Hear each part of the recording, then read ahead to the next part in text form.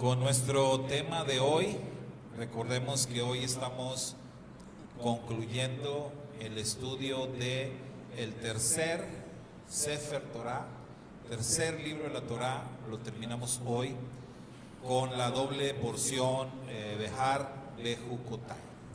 Con esta doble porción, que significa en el monte, en mis estatutos. Con esto concluimos el tercer libro y nos enfilamos, pues ya avanzamos más de la mitad de nuestro recorrido anual de este ciclo de lectura y estudio de la Torah. Bueno, el tema que vamos a compartir hoy, pues obtenido de nuestra doble porción, la doble parashá, se titula La fuerza de una maldición. Y el título en sí mismo es fuerte, y el que tengamos que hablar de las maldiciones también es algo fuerte, pero muy necesario. Es muy necesario que hablemos de este tema porque es un tema que, nos guste o no, se destaca en esta parashá. Se habla mucho acerca de las maldiciones que el Eterno promete enviar. Porque esto también es palabra de Dios y porque es el creador del universo el que dice: yo enviaré estas maldiciones. Así que vamos a ver en qué consiste la fuerza de una maldición.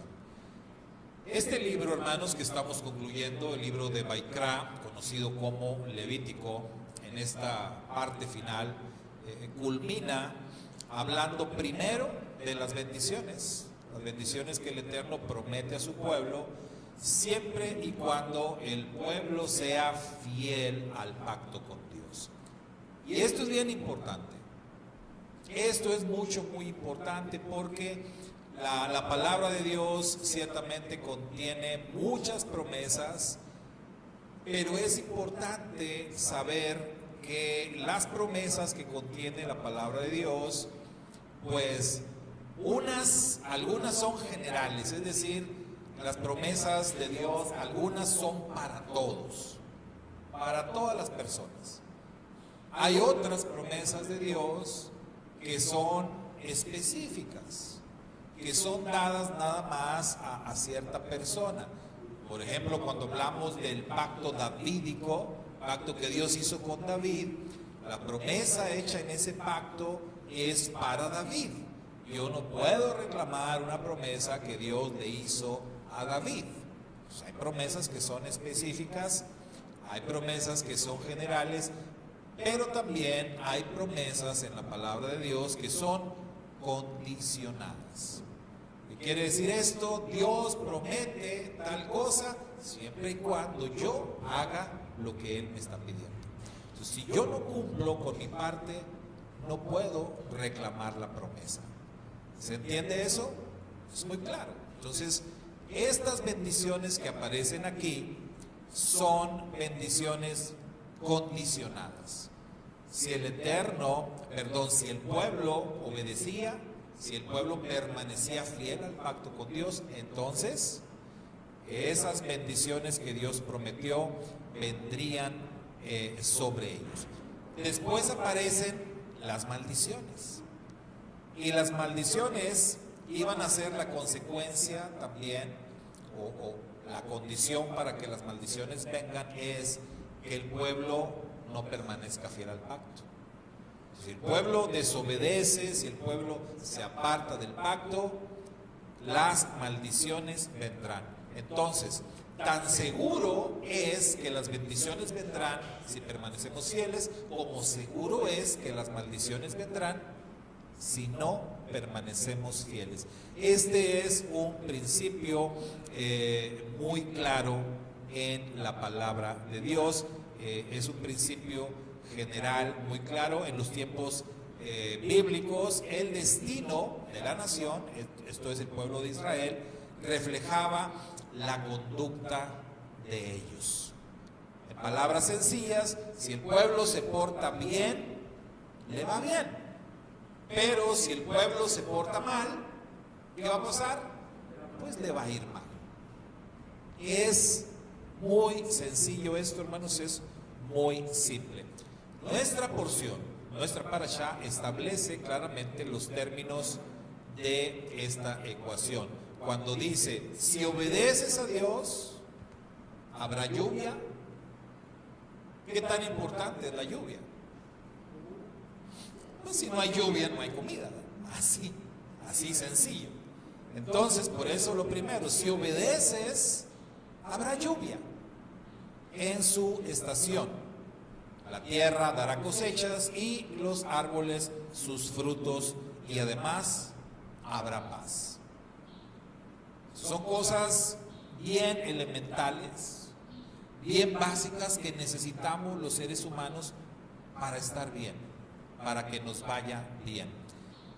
Ahora, las maldiciones cuando aparecen, hermanos, si usted se da cuenta, son casi 3 veces más largas y, por qué no decirlo, mucho más dramáticas en el lenguaje que se está usando. Si usted lee ahí las bendiciones y pues así da algunos renglones, muy sencillo, muy contundente las bendiciones, pero cuando aparecen las maldiciones, o sea, wow, se extiende bastante. O sea, el texto es mucho más largo cuando habla de las maldiciones, y el lenguaje que se utiliza para describir las maldiciones es bastante fuerte. Incluso, me atrevo a decir, hasta un poco salvaje, ¿verdad?, cuando se habla de las maldiciones. Las imágenes, o sea, si tú te empiezas a imaginar eso que está ahí escrito, esto pues es muy dramático, la verdad.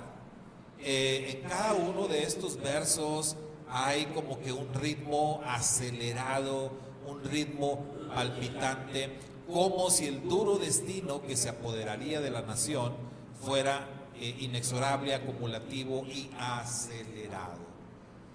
O sea, vamos leyendo esos versos, esos textos que expresan las maldiciones, y parece como un aparato de sonido que le vas subiendo de volumen, le vas subiendo,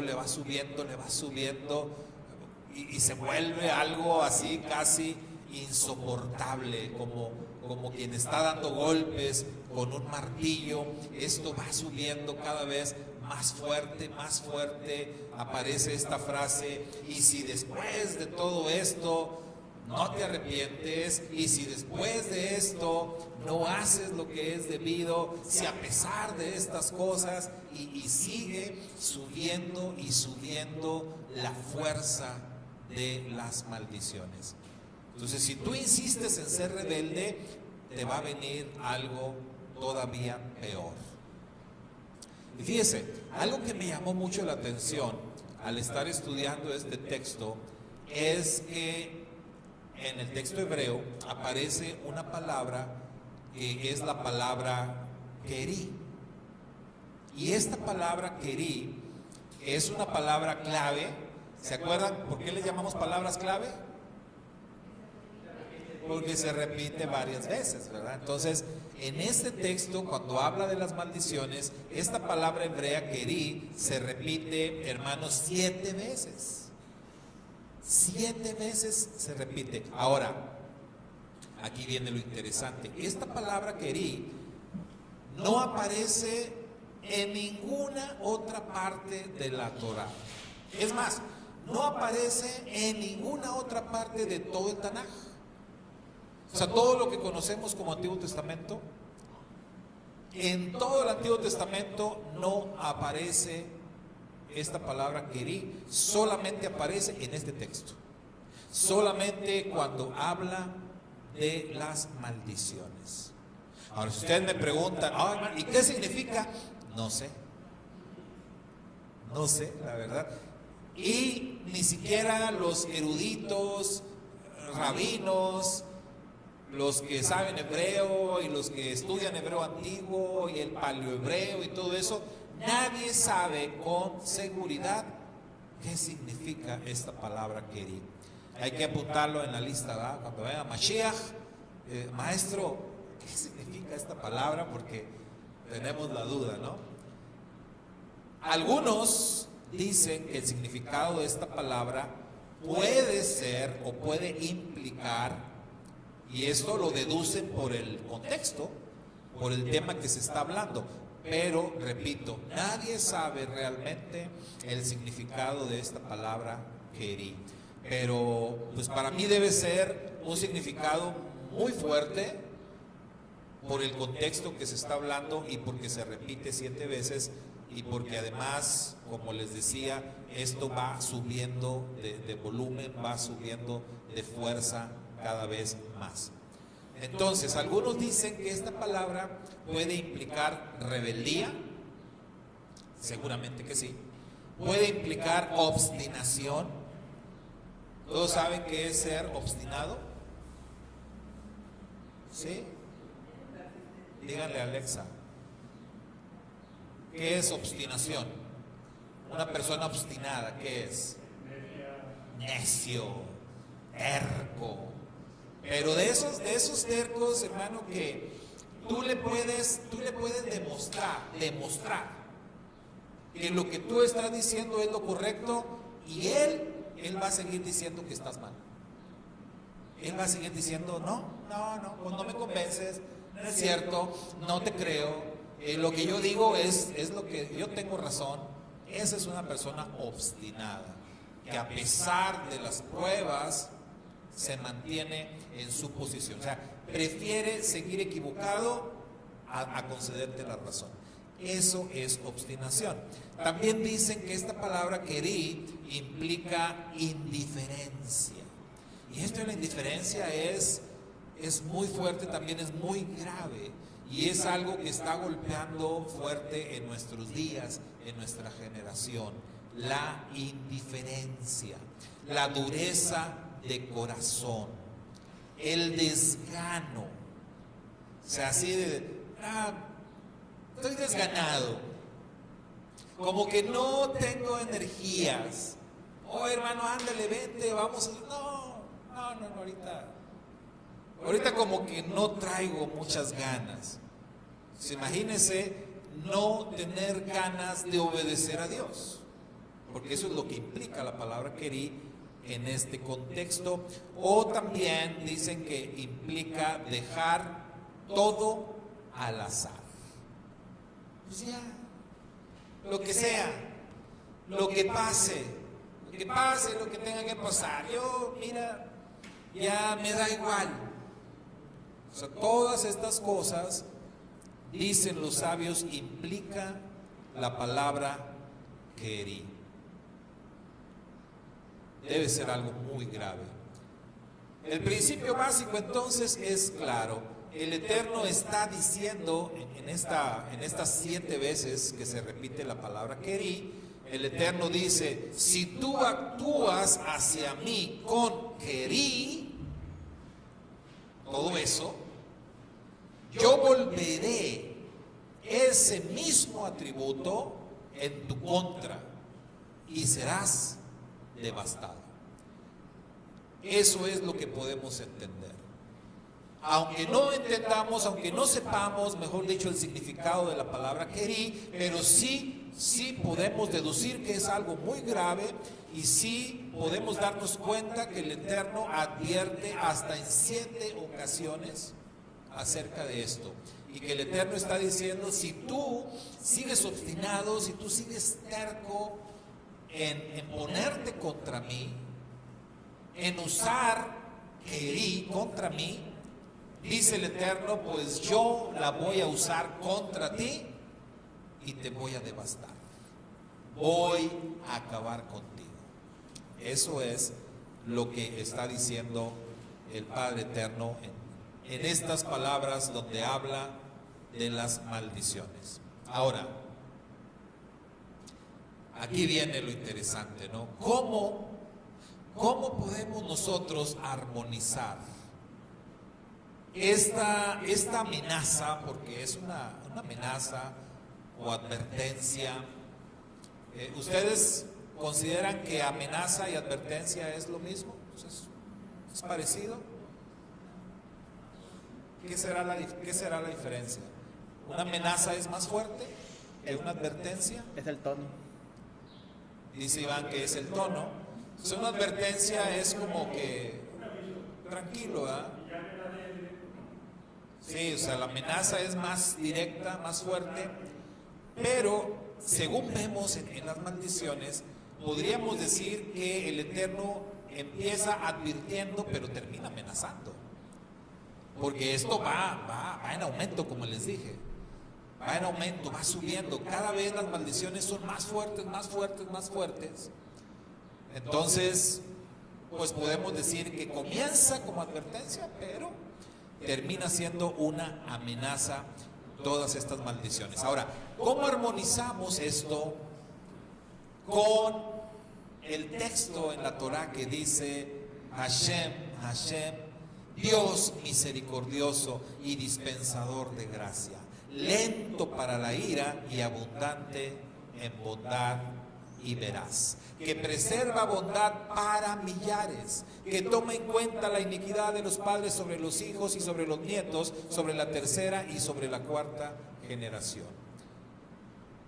En la fe hebrea, hermanos, existe un principio muy importante, conocido como los 13 atributos de misericordia. Los 13 atributos de misericordia son aquellas palabras que el Eterno proclamó cuando Moisés, siervo de Dios, le pidió al Eterno: déjame ver tu rostro. Y el Eterno le dijo: no se puede, nadie puede ver mi rostro. Pero mira, vamos a hacer esto. Te voy a poner aquí, ahí en una hendidura, ¿verdad?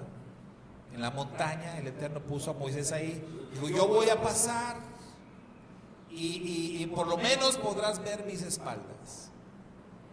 Y dice la Torah que cuando el Eterno pasó por ahí, el Eterno pasó proclamando, él mismo, proclamando lo que hoy conocemos como los 13 atributos de misericordia. Entonces, ¿cómo podemos nosotros armonizar los 13 atributos de misericordia con estas maldiciones?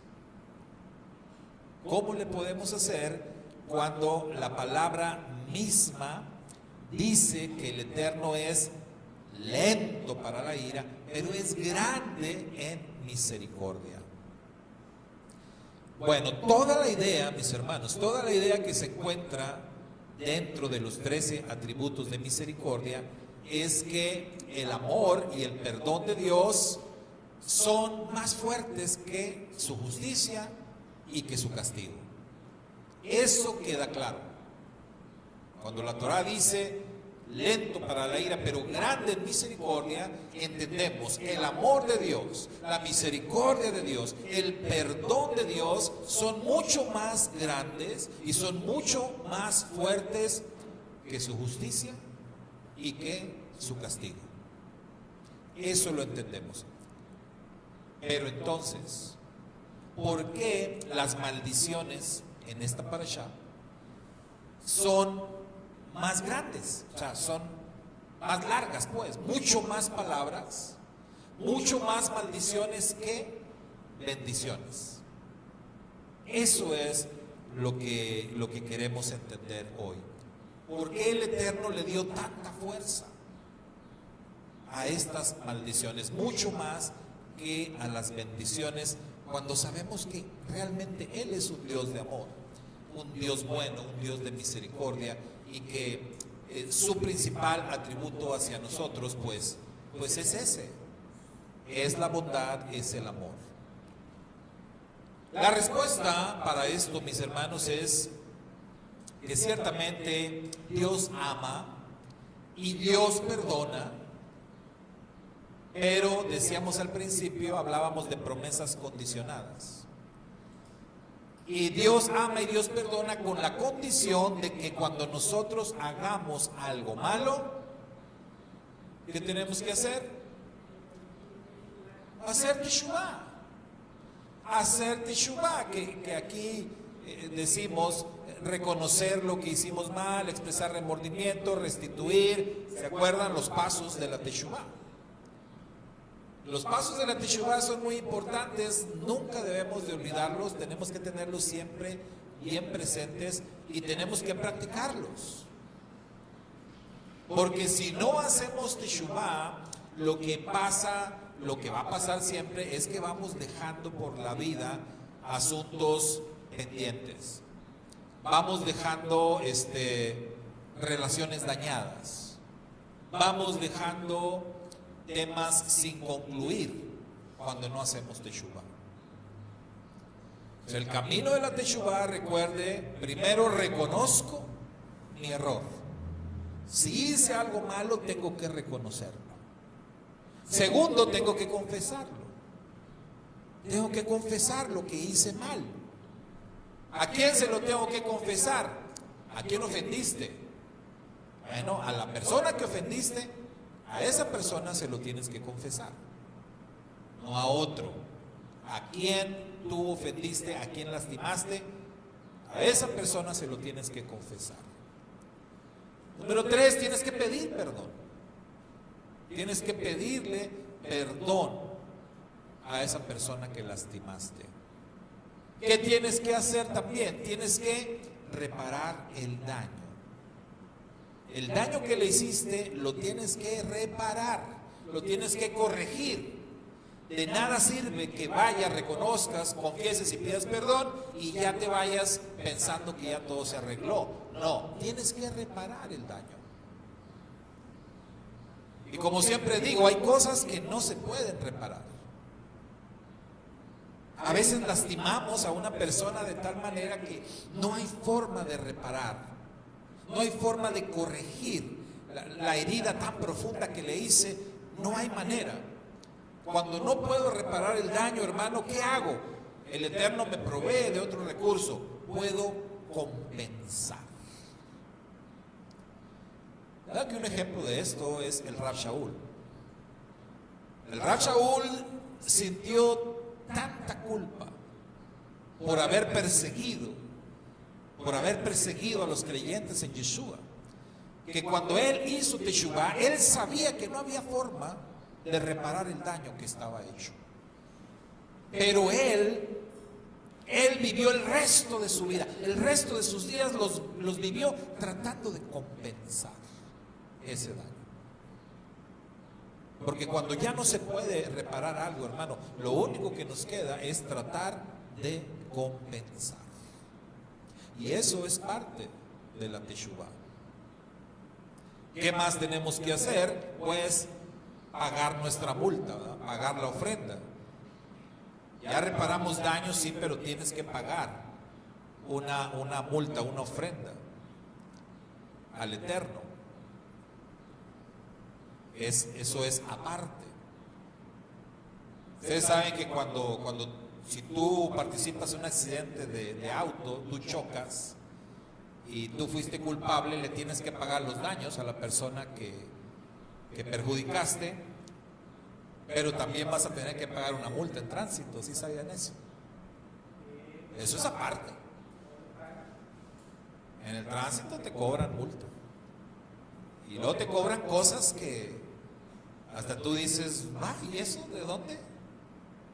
¿De dónde salió esa multa? Ni sabía que existía eso. Así es la ley. Entonces la Torah, en la teshuvá, tú tienes que pagar, además de los daños a la persona que lastimaste, tienes que pagar una ofrenda. Cuando estaba el templo, pues en el templo. Hoy que no hay templo, pues de todos modos tienes que pagar en algún lado, pero tienes que pagar. Y finalmente, en el camino de la teshuvá, ¿cuál es el último paso? No lo vuelvas a hacer. No lo vuelvas a hacer. Entonces, la idea acá, mis hermanos, es que Dios ama y perdona siempre y cuando nosotros hagamos teshuvá. Vamos a poder disfrutar del amor de Dios y del perdón de Dios si nosotros hicimos teshuvá. Una persona que no muestra arrepentimiento, ¿cómo va a disfrutar del amor y del perdón de Dios? En medio de los 13 atributos de misericordia aparece la frase también: Él no deja sin castigo al culpable. O sea, sí, digamos que es la antítesis de esto. Acá en Levítico tenemos poquitas bendiciones, muchas maldiciones. Allá en los 13 atributos de misericordia tenemos muchas bendiciones, pero hay una advertencia. Y esa advertencia es que el Eterno no tendrá por inocente al que es culpable. En medio de todas las promesas, en medio de todas las bendiciones que el Eterno dice, Él te puede dar, Él nos puede dar, Él también nos advierte: yo no puedo tener por inocente al que es culpable. Dios no perdona al pecador que no se arrepiente. ¿Qué pasaría, hermanos, si Dios hiciera esto? ¿Qué pasaría si Dios perdonara a todos sin necesidad de arrepentirse? ¿Ustedes creen que el mundo sería mejor? ¿Verdad que no? Estaría peor. Porque entonces, si de por sí tenemos tanto pecado, imagínense las personas sabiendo que no necesitan arrepentirse, que como quiera Dios nos va a perdonar. Se desataría, se aumentaría muchísimo más el tema del pecado. Es como un mundo sin ley, un mundo donde reina la anarquía. Se vuelve un caos. Y nuestro Dios no es un Dios de caos, que dice la Biblia que Dios es un Dios de orden. Y para que haya orden tiene que haber leyes. Y se tiene que aplicar la ley. Ahora, la razón por la cual las maldiciones son tan dramáticas, tan fuertes, no es porque Dios busca castigarnos. Dios está buscando siempre lo contrario. Dios está esperando que nos arrepintamos. ¿Saben que un ejemplo de esto lo podríamos tomar también del libro de Jonás? ¿Se acuerdan la historia de Jonás? Dios llama al profeta Jonás y lo envía ¿a dónde? A Nínive. Ve y predícale a Nínive. Esta va a ser la palabra que vas a llevar a Nínive. Ahora, esa palabra que Jonás llevó a Nínive, ¿era una profecía o era una advertencia? Era una advertencia. El problema de Jonás fue que Jonás entendió, interpretó que era una profecía. Entonces tenemos que tener cuidado con eso. Jonás se enojó mucho después porque en su cabeza, en su mente, Dios lo hizo quedar mal a él como profeta. Mira, ni pasó nada, los perdonaste y yo diciéndoles que los ibas a destruir y no destruiste a ninguno, quedé como un payaso yo. Jonás entendió mal. Eso no era una profecía, eso era una advertencia. Y los ninivitas lo tomaron en serio, lo creyeron. Así como Rahab también creyó, ¿se acuerdan? Rahab, ella creyó y se salvó. Así los ninivitas tomaron muy en serio la advertencia, se arrepintieron y fueron perdonados. Entonces, Hay que tener muy claro eso, que no es lo mismo una palabra profética a una advertencia. Es distinto. Las maldiciones, hermanos, en este caso, tienen toda la intención de ser una advertencia o una amenaza, como decíamos, ¿no? Advertencia, amenaza, no importa. Pero estas maldiciones no tienen el tinte de ser una palabra profética. Hay que hacer diferencia en esto. Porque hay quienes creen que esto era una palabra profética. Ahora, que tuvo un cumplimiento, sí. Pero no quiere decir que era una palabra profética. La intención del Eterno al decir esto es advertir, es amenazar. Vaya, la intención era disuadir, asustarlos, desalentarlos de hacer lo malo. ¿Se acuerdan cuando el Eterno descendió en el Sinaí y habló las 10 palabras? ¿Qué pasó con el pueblo? Les dio miedo, se asustaron. Y después Moisés les dijo, ya cálmense. El Eterno, ese era el plan. Ese era el plan. Para eso lo hizo el Eterno. Para infundirles miedo. Y hacen bien. Hacen bien en temerle al Eterno. El mismo Yeshua HaMashiach dijo, no le tengas miedo a aquellos que pueden matar tu cuerpo. Si vas a tener miedo, más bien témele a aquel que puede acabar con tu alma. ¿Quién es el único que puede acabar con las almas? El Eterno. Satanás no puede dañar tu alma. Los demonios no pueden dañar tu alma. El Eterno puede destruir almas. Ustedes saben que el lago de fuego del que habla la Biblia fue construido para destruir almas.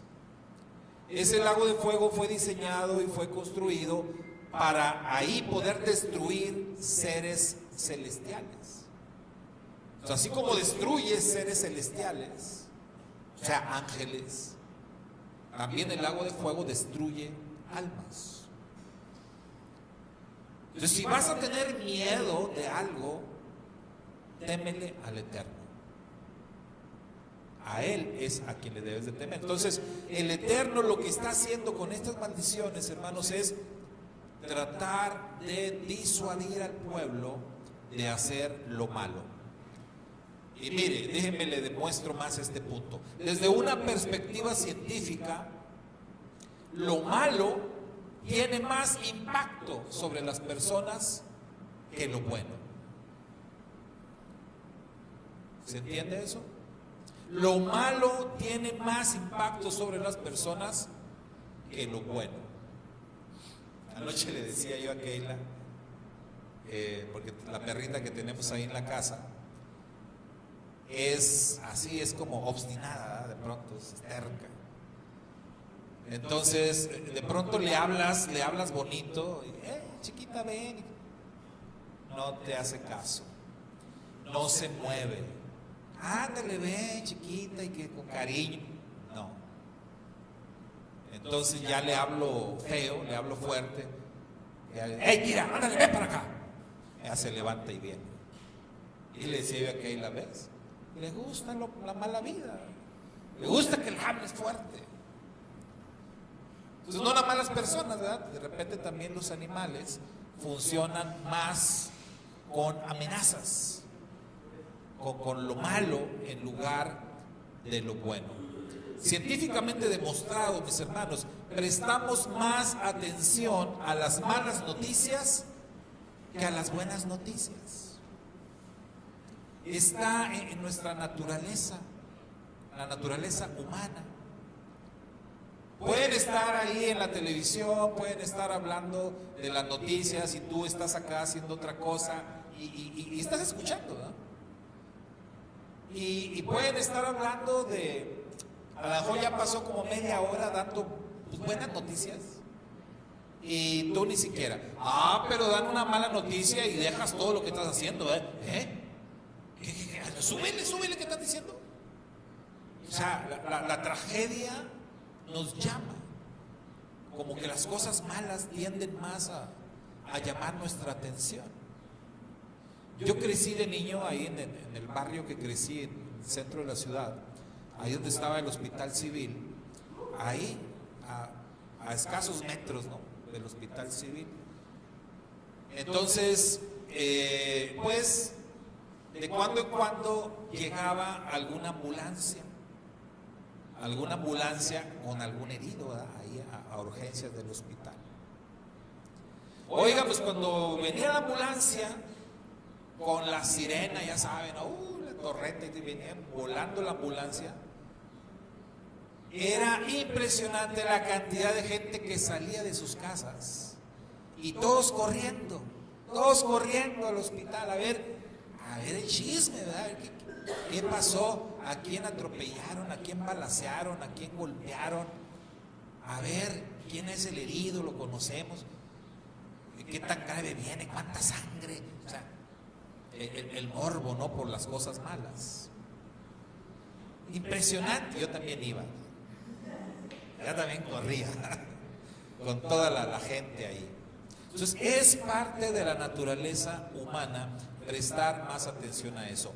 La mala salud nos importa más que la buena salud. Eso también es real. Las críticas nos afectan más que los elogios. Si la gente nos elogia, no le damos tanta importancia, ¿no? Pero una crítica que alguien nos haga o que nos enteremos, no, es que dijeron de ¿qué? ¿Quién dijo eso? ¿Quién dijo eso de mí? Oye, espérate, pero todos los demás opinan que no me importa lo que digan los demás. ¿Quién fue el que dijo eso? Entonces nos importa más siempre como que lo malo. Una mala reputación es más fácil de adquirir y más difícil de perder que una buena reputación. Esa es una realidad terrible que tenemos los seres humanos. Se puede decir, hermanos, que estamos como que diseñados, pareciera, ¿verdad? Pareciera que estamos diseñados, que estamos programados para reconocer y reaccionar ante las amenazas. No darse cuenta de que hay un león es más peligroso que no darse cuenta de que hay un fruto maduro en un árbol. ¿No cree? Si hay un fruto ahí maduro en un árbol, no representa un peligro para ti.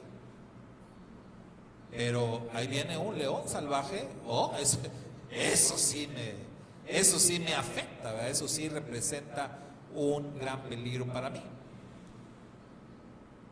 De esto se deduce entonces este dicho que dice que el palo o la vara es un motivador más poderoso que la zanahoria o cualquier otra fruta. O sea, la amenaza es más poderosa que la bendición. La maldición es más poderosa que la bendición. Es más probable que el miedo a la maldición afecte el comportamiento que el deseo por la bendición. La amenaza de castigo es más efectiva que la promesa de una recompensa. ¿Cierto o no? Es más efectivo. No debería de ser así. Pero nuestra naturaleza, los seres humanos somos así. Podría haber ahí muchas más bendiciones, muchas más promesas de bendiciones, no las vamos a tomar en cuenta. Pero las maldiciones, las amenazas, Los castigos tan fuertes que están ahí, esos sí los vamos a tomar en cuenta, definitivamente. Entonces los castigos, hermanos, de la Torah no están ahí porque a Dios le encante castigar. No están ahí porque Dios disfrute gritarnos, amenazarnos o enviarnos los castigos. Están ahí porque Dios quiere que hagamos lo correcto. Están ahí porque Dios quiere que actuemos con el bien. Imagínese usted un país que tiene leyes pero no tiene castigos. ¿Usted cree que en un país donde hay leyes pero no hay castigos, la gente va a obedecer la ley? Pues no. Si no hay amenaza, si no hay castigo.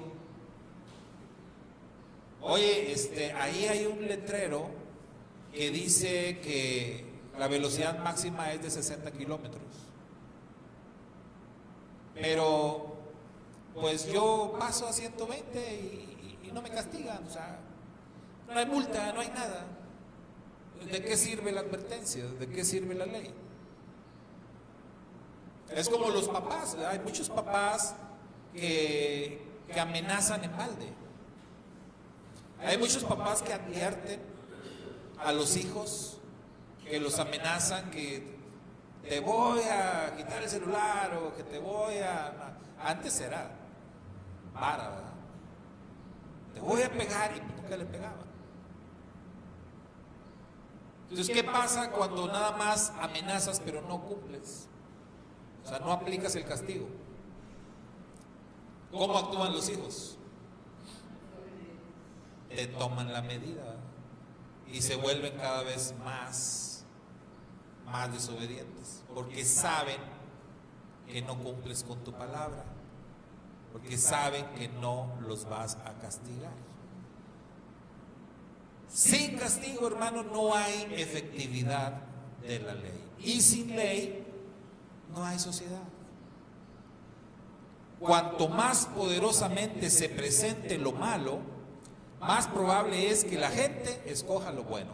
Si saben ustedes que allá en Oriente hay un país, el que tiene el índice de delincuencia más bajo de todo el mundo. Pero ¿saben por qué? Porque los castigos son durísimos. Los castigos son durísimos. Pues por eso te lo vas a pensar 2 veces antes de cometer un delito. En ese país se dio un caso hace años. Se dio un caso de un niño estadounidense que andaba con su familia de visita, y el niño se le ocurrió rayar un coche con un no sé, una de esas de las corcholatas, ¿no? Con las que se tapan los refrescos. Y se le ocurrió rayar un coche. Y el dueño del coche lo vio. Lo acusó ante las autoridades.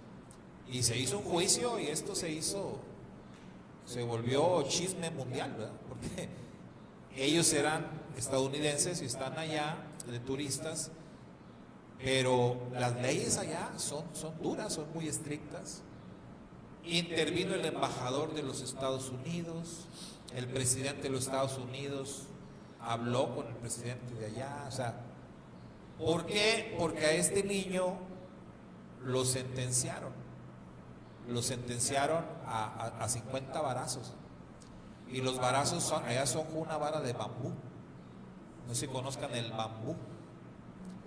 Pero el bambú, esa varita, mira, le haces así, y el puro sonidito que hace ya te da miedo, ¿verdad? Te das cuenta, un látigo.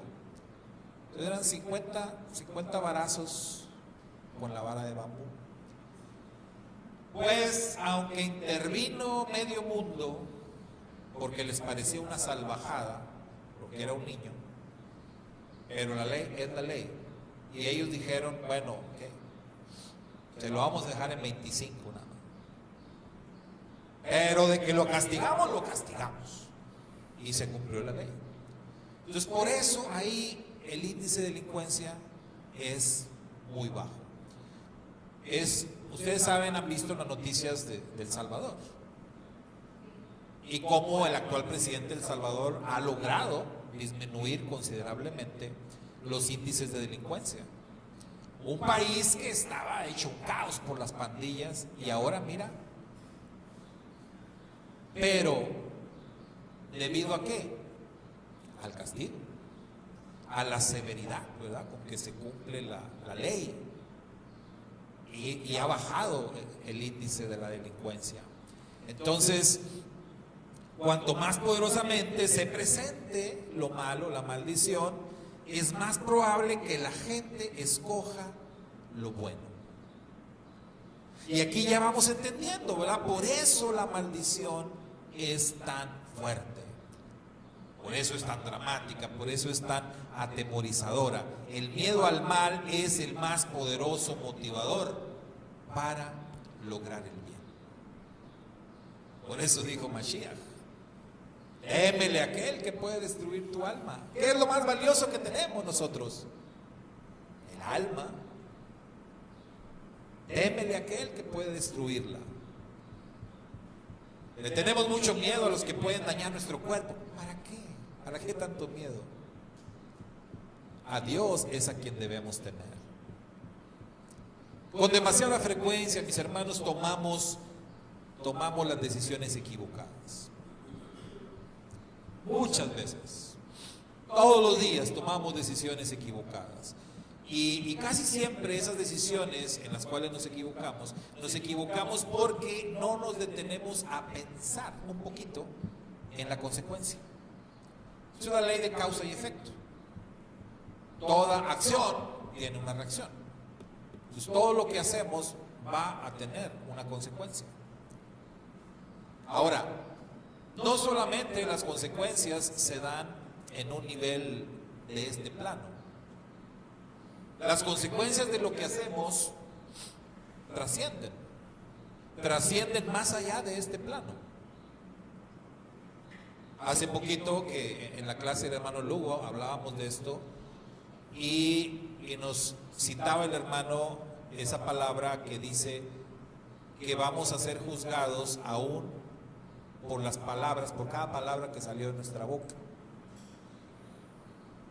Es una palabra que sale de mi boca, tiene un efecto más allá de este plano físico, tiene un efecto en el plano espiritual. Nuestras acciones tienen ese efecto mucho más allá. Entonces, por eso necesitamos pensar más en lo que vamos a decir o en lo que vamos a hacer. Dice la Escritura que tenemos que llevar todo nuestro pensamiento, cada pensamiento en nuestra mente lo deberíamos de llevar cautivo delante del Mashiach. Esto es como esperando a que el Mashiach nos dé luz verde o luz roja. Señor, ¿cómo ves? Estoy pensando hacer esto, o estoy pensando decir aquello. Y permitir que el Señor nos diga: no hagas eso, no lo digas, no te conviene. Así debería de funcionar.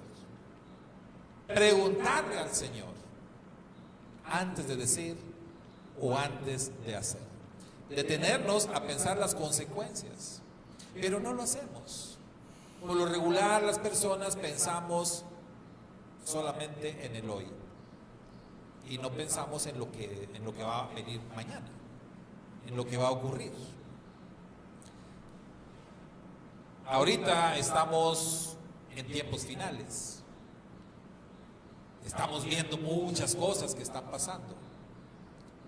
Incluso, les he dicho en reiteradas ocasiones, varios gobiernos de varios países a nivel mundial están haciendo un llamado a su gente y les están advirtiendo, ya así claramente, les están advirtiendo: prepárense, tengan su mochila de emergencia a la mano, almacenen agua, almacenen víveres para sobrevivir 2, 3 semanas. Tengan ahí alimentos no perecederos. Prepárense, nos están diciendo. Si yo les pregunto a ustedes ahorita, ¿cuántos de ustedes se están preparando? No me digan, pero yo creo que no todos, a lo mejor algunos. ¿Pero por qué? Porque no pensamos en el mañana, porque no pensamos en las consecuencias. Y nos están advirtiendo, nos están diciendo. Ahora, nuestro santo maestro de justicia, Yeshua, él nos advirtió hace como 2000 años. Y ahí está la palabra. Pero la leemos y no lo consideramos. Cuando viene alguna tormenta, ustedes ven que yo siempre estoy ahí les mando, y ahí bien. Y las más de las veces no pasa nada. No llegó la tormenta, se desvió, que es gloria al Eterno. Pero un día va a llegar, como ha llegado.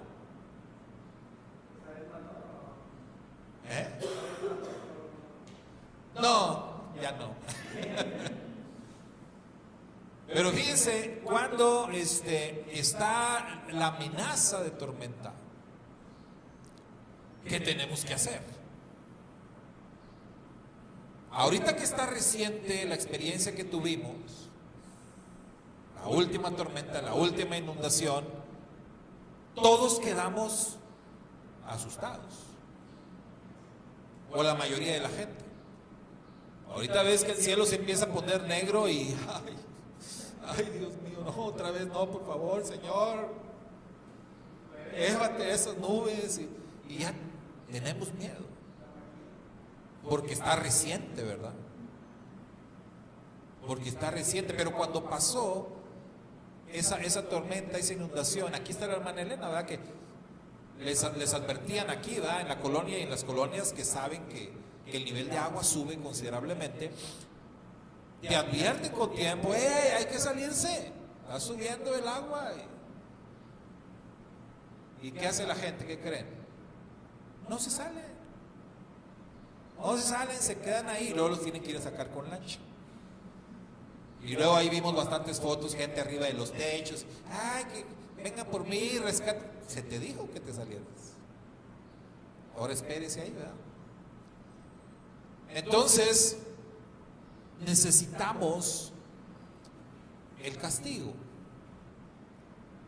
Necesitamos el castigo. ¿Por qué? Porque siempre estamos tomando malas decisiones. Y esas malas decisiones nos llevan a situaciones muy comprometedoras. La Torá, hermanos, al describir detalladamente lo que le puede pasar a la nación si pierde su orientación moral y espiritual, no solamente le habla a ellos, nos habla también a nosotros.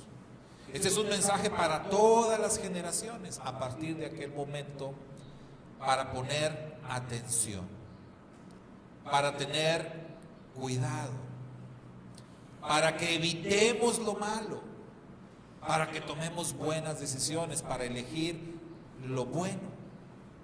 El Eterno dice en un pasaje paralelo a este: he aquí que yo pongo delante de ti la vida y la muerte, la bendición y la maldición, la obediencia y la desobediencia. Y dice el Eterno: ¿me dejas darte un consejo? Elige la vida, elige el bien, elige la obediencia. Ahí te la paso. Eso es lo que debes escoger. Lo otro está muy feo, lo otro está muy terrible. Allá en Deuteronomio, en ese pasaje paralelo a este, está todavía peor las advertencias, ¿no? Está peor las maldiciones, está más larga la lista. Entonces nos damos cuenta, hermanos, que la maldición tiene un gran poder. La maldición tiene una gran fuerza. Pero no fueron diseñadas las maldiciones con la finalidad de destruirnos, sino más bien de hacer que nos arrepintamos. De eso es de lo que se trata. Cuando lo entendemos así, entonces nos damos cuenta que el poder de una maldición radica en que nos puede llevar hacia la obediencia, nos puede llevar hacia la bendición. Muchos de los que somos de la generación de los 60, 70, 80, siempre agradecemos profundamente a Dios por nuestros padres y agradecemos porque fueron duros con nosotros, porque nos corrigieron, porque nos castigaron. Algunos fueron demasiado severos, sí, no importa, pero debido precisamente a esa dureza con la cual nos trataron, hicieron de nosotros personas de bien, hicieron de nosotros personas honestas, personas temerosas, personas que no andan agarrando lo que no es suyo, personas que respetan a los demás, personas que no se meten en problemas, porque el castigo era duro. Porque si tu papá se daba cuenta que agarraste algo que no era tuyo, uy, hermano, no, mejor ni te acuerdes. Pero esa severidad era para bien. Es lo mismo que Dios hace. Dios quiere que nos comportemos como es debido, que escojamos lo correcto. Y si para eso tiene que amenazarnos, y si para eso tiene que cumplir las amenazas, lo va a hacer. Lo va a hacer. Y ahí está el ejemplo del pródigo. ¿Cuándo fue que el pródigo reaccionó y dijo, volveré a la casa de mi padre? Cuando tocó fondo. Hasta que tocó fondo, hasta que experimentó todas estas maldiciones, tuvieron que venir a su vida para poder tomar la decisión correcta. Quiere el Eterno que no haya necesidad de esto en nuestras vidas. Quiere el Eterno que no haya necesidad de tanto castigo y de tantas maldiciones. Quiere el Padre que realmente nosotros tomemos decisiones correctas, que pensemos antes de hablar, que pensemos antes de hacer y que elijamos el camino de las bendiciones. Shabbat Shalom. Shabbat Shalom para todos. Es mucho mejor no tener que experimentar por la fuerza. Amén. Vamos a concluir, hermanos, nos despedimos de los hermanos virtuales, vamos a concluir nuestro servicio.